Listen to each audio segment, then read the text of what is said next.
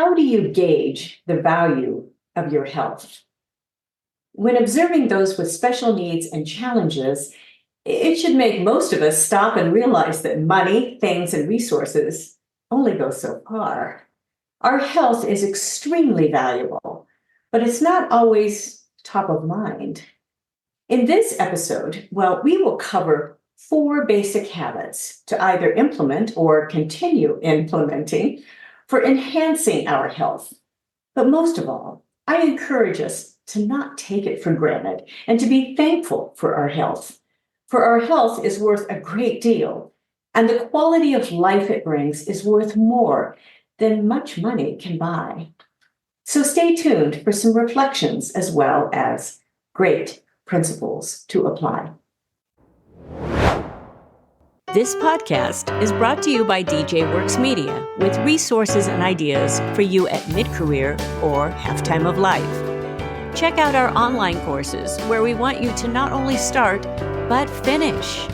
Books available in all versions and songs available for immediate download with sheet music and instrumental accompaniment tracks. Our musicals are family-friendly with great music that's memorable and inspiring. Sign up at goalsforyourlife.com/newsletter for weekly updates. Now to our episode. Lately, I have been reflecting more and more about the value of health, particularly as I see those around me start to face health challenges ranging from worn-out knees and hips to the daunting reality of cancer. These issues don't discriminate by age. They affect us all. Now, even though our lifespan has lengthened by a good 20 years from the 1950s to today, the pursuit of good health is top of mind for creating the quality of life most of us desire. For those of us reaching a certain age, we find our conversations quickly merge toward different ailments that we all face.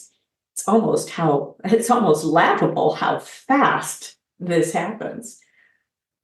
One of the jobs that I have enjoyed for a number of years is to play the beautiful grand piano in the lobby of Disney's Grand Hotel in Southern California. And it's one of my favorite places for people watching. And during a recent engagement, I observed a young mom in a wheelchair spending time with her daughter, not yet 2 years old. The little girl was entranced by a small battery-powered votive candle, repeatedly removing it from its glass container, inspecting it with wide-eyed wonder at the flickering electronic flame, and then putting it back, where her mother sat patiently by her side, assisting her with the task. Now, even though I had no idea of what specific challenges this mother faced due to her wheelchair, at the end of my set, I felt profound gratitude for the ability to stand up and walk away from the scene. For those of us fortunate enough to have enjoyed relatively healthy lives, it might be challenging to recall moments when we simply sat with a child, guiding them through a moment of wonder, whether it be in nature or something as simple as a battery-powered candle on a table. Amidst the hustle and bustle of life, rushing to and from appointments, events, and work, we often take our health and our time for granted. Yet it's the daily habits that we cultivate and maintain that typically contribute to a higher quality of life. Now, observing the young mother in a wheelchair, I recognized the trade-off that she made in ensuring that her health didn't distract from the quality of time spent with her young daughter. While many of us would be dashing off to the next engagement, she remained rooted in one place. Now, this experience underscored 2 key lessons for me: gratitude for my own health and the importance of nurturing good habits and routines to sustain it. because I've been entrusted with fairly good health. And in the following discussion, I'll delve into some of the essential daily practices that we should all prioritize, incorporating these habits into our daily life. So as we do apply these habits, they can enhance our physical, mental, and emotional well-being, paving the way for a more joyful and fulfilling existence. So number one, regular exercise. Now, we've all heard about this, and make sure you get the article that comes with this as well, because I will link to some other articles. Exercise doesn't demand vast amounts of time, but consistency is key. Well, like any habit, it's best when scheduled and seamlessly integrated into a routine. And the benefits are tangible. According to the American Heart Association, adults who meet the recommended guidelines for physical activity, which is 150 minutes of moderate intensity aerobic exercise or 75 minutes of vigorous intensity aerobic exercise per week, they enjoy a 30% lower risk of all-cause mortality, which includes heart attacks and many other things, compared to their inactive counterparts. And to put those numbers into perspective, this translates into just 30 minutes of moderate intensity exercise 5 times a week, or 15 minutes of vigorous intensity exercise daily. This is fairly easy to do. For moderate intensity activities, options like walking or biking suffice, and even walking the dog counts. I personally enjoy daily walks with our little dog, Amelia, aptly named after Amelia Earhart. And meanwhile, vigorous intensity exercises that can include cross-training or interval training, offering numerous adaptable options to suit most schedules. It doesn't take that long. And I've also discovered that if exercise isn't integrated into a routine, it's unlikely to occur regularly, if at all. And for me, part of my early morning routine, it includes exercise, so I know I've accomplished at least what is needed for my basic health. That really helps me. I just like to get it done personally. So let's move on. 2, here's another big one, balanced diet. In the movie Elf, Buddy humorously defines a balanced diet as consisting of 4 main food groups. My husband reminds me of this every year at Christmas time: candy, candy corn, candy canes, and syrup. A notion that elicits laughter, but it also highlights a pervasive issue. According to the Harvard School of Public Health, the average American consumes approximately 17 teaspoons of added sugar per day, totaling around 270 calories. Wow, shockingly. Some individuals, they kick off their day, I've known these, with a can of soda, packing in 39 grams of sugar from one drink, equivalent to almost 10 teaspoons, and a lot of calories. While there exists a multitude of diets and nutritional approaches, most heart-healthy diets, as outlined by the American Heart Association, they emphasize food groups like fruits, vegetables, whole grains, and lean proteins. It's a common sense diet. With over 50,000 diet books and 70,000 nutrition books available on Amazon, the options can be just overwhelming. However, adhering to a basic plan of nutrition, such as the Mediterranean diet, known for its heart-healthy benefits, it's often the most consistent choice, even though health considerations like celiac disease and autoimmune disorders, they may warrant exceptions. And I've actually written some articles on this from podcasts that I have produced. So make sure you do check those out. So number 3, get adequate sleep. In my younger years, I could easily manage with fewer hours of sleep, although it wasn't simple, especially with young children in the house. When our kids were infants and toddlers, consistent sleep was a challenge due to issues like colic, earaches, and their perpetual activity, raising 3 boys. And as time went on, even juggling late night gigs at clubs and early mornings, it didn't significantly impair my functionality. I'd often stay up late to wrap up my own musical work projects or wake up in the wee hours to squeeze in extra work.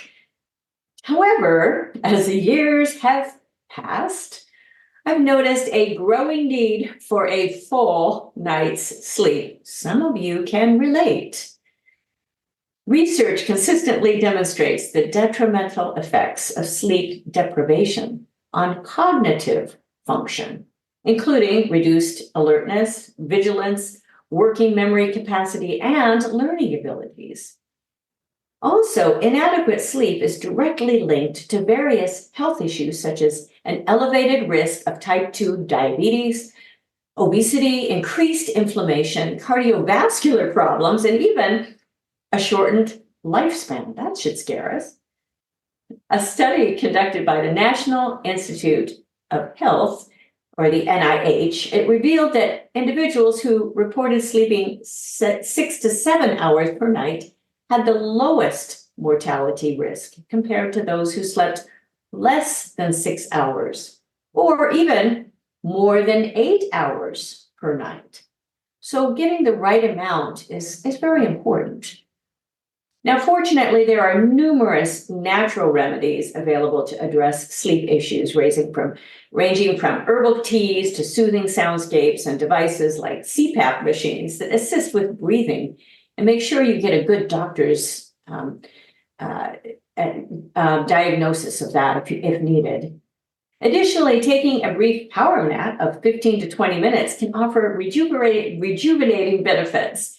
And it's really nothing to feel guilty about. Sometimes people just make you feel guilty. It's really nothing to feel guilty about doing that if you need it. And it's essential to explore and find what methods work the best for your individual sleep needs.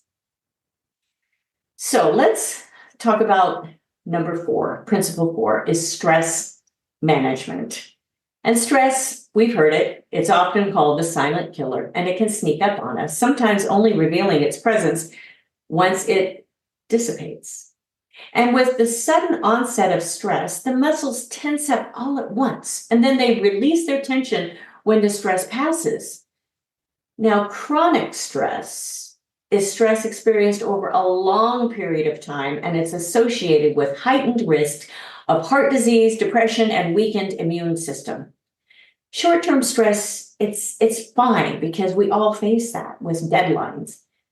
But for chronic stress, it's also common to experience other physical ailments stemming from that effect of that chronic stress, the long-term stress.